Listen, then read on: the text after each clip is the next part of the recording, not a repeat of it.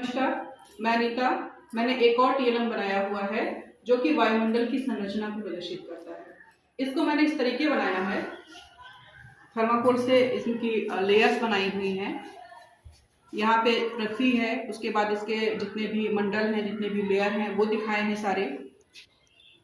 उसमें मंडलों में वहाँ पे कौन कौन सी गतिविधियाँ होती हैं उनको चित्र के माध्यम से मैंने पूरा दिखाया हुआ है, और उनके बारे में जो छोटी छोटी मुख्य बातें हैं उनको भी मैंने यहाँ पर इस तरीके से लगाया हुआ है।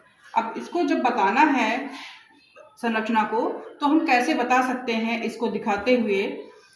जैसे ये पृथ्वी है, पृथ्वी के ऊपर 20 किलोमीटर की दूरी तक क्षोभ मंडल आता है, जिसमें कि मौसम संबंधी जितनी घटनाएं होती हैं वो इसी मंडल में होती हैं। इसके बाद में हमारी दूसरी परत आती है संताप मंडल की, जहाँ पे वायुयान है, जेट हैं, हेलीकॉप्टर हैं, ये इन सब की उड़ान के लिए ये लेयर उपयुक्त होता है।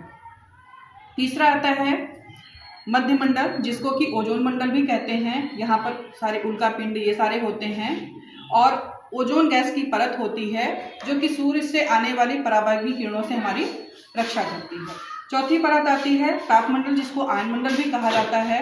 इसके माध्यम से हम रेडियो, राडार, टेलीफोन तथा ये सारी गतिविधियां जो होती हैं, सबकी सुविधा जो होती है वो इसी मंडल पर आधारित होती है।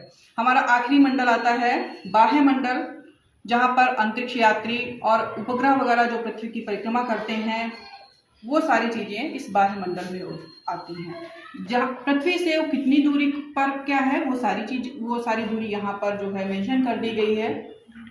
तो इस प्रकार से इस पूरे टीएलएम के माध्यम से हम वायुमंडल की संरचना को, वायुमंडल की परतों को, उसकी छोटी छोटी जानकारियों को हम बच्चों को समझा सकते हैं, और वो इनसे बहुत सारी चीजें सीख सकते हैं। Thank you.